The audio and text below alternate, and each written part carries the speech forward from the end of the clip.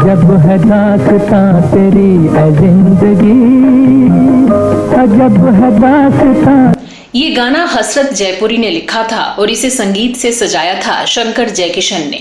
ये गाना पहले किशोर कुमार की आवाज में रिकॉर्ड किया गया था, लेकिन जब गाने की रिकॉर्डिंग को किशोर कुमार ने सुना तो वो खुद संतुष्ट नहीं हुए और हसरत जयपुरी से कहा कि इसे रफी साहब से गवाने की गुजारिश करें।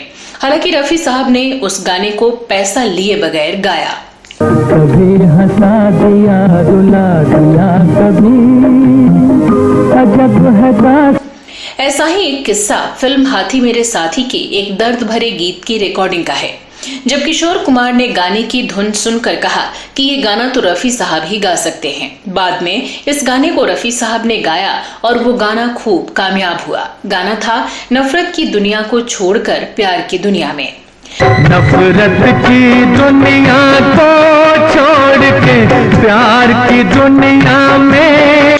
ऐसे भी उदाहरण हैं जब कई गाने जो पहले मोहम्मद रफी को गाने थे, उन गानों को किशोर कुमार से रिकॉर्ड कराया गया, लेकिन इन बातों का दोनों गायकों में से किसी ने बुरा नहीं माना।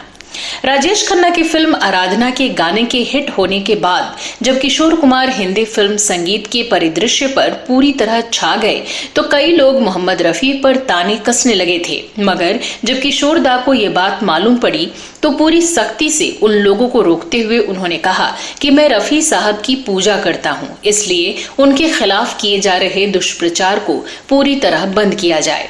किशोर कुमार जब तक जीवित थे वो इस बात को पसंद नहीं करते थे कि कोई दोनों के बीच तुलना करे या किसी को बड़ा या छोटा दिखाए।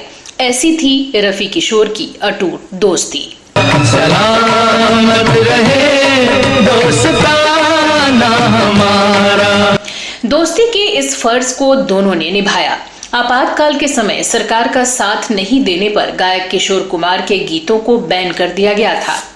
यहाँ तक कि रेडियो टीवी पर उनके गाने तक प्रसारित नहीं किए जाते थे और न ही लोग उनके साथ नए गाने रिकॉर्ड कर रहे थे।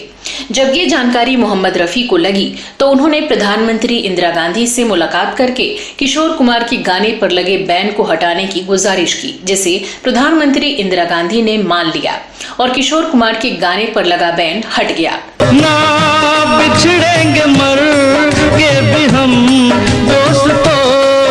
इस पूरे वाकये में ये बात खास तौर पर गौर करने लायक है कि किशोर कुमार को गाने न मिलने पर बतौर प्रतिस्पर्धी गायक मोहम्मद रफी को बहुत फायदा हो सकता था, मगर उन्होंने इस मौके को भुनाने के बजाय दोस्ती का फर्ज निभाया। बचपन बड़ा आशिकाना हमारा सलाम।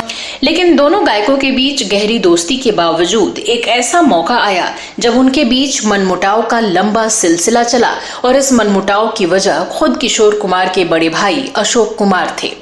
दरअसल 1966 में आई फिल्म तूफान में प्यार कहा में अशोक कुमार पर एक गाना फिल्माया जाना था।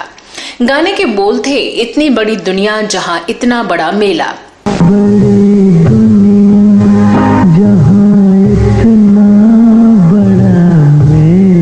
इस गाने को लिखा था प्रेम धवन ने और इसे संगीत से सजाया था चित्रगुप्त ने।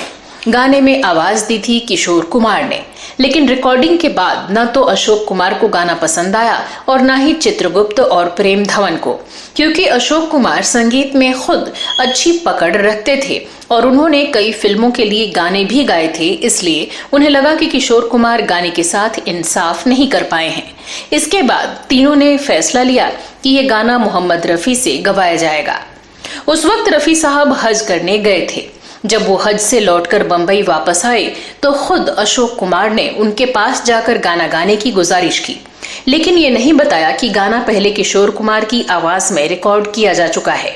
रफी साहब ने इस गाने को गाया और ये गाना बड़ा हिट हुआ, लेकिन इस वाकये से किशोर कुमार के अहम को चोट पहुंची।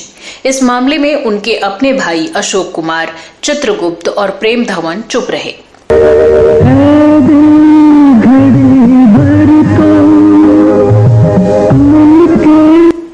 किशोर किशोर कुमार बड़े निराश हुए और उन्होंने सोचा कि रफी साहब ने उनके गाने को हड़प लिया।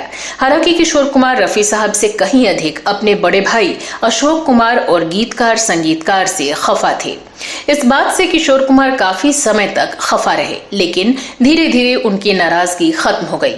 एक वक्त ऐसा भी आया जब दोनों गायकों ने एक साथ गाना गाया। ये गाना था 1969 में आई फिल्म प्यार का मौसम का। गाना था तुम बिन जाऊं कहां की दुनिया में आके। तुम बिन जाऊं कहां के दुनिया में आके। उस समय एक बार फिर ये बहस छिड़ गई कि इस गाने को किशोर कुमार ने बेहतर गाया या रफी साहब ने, जबकि सच तो ये था कि इस गाने को दोनों ने ही शानदार गाया था।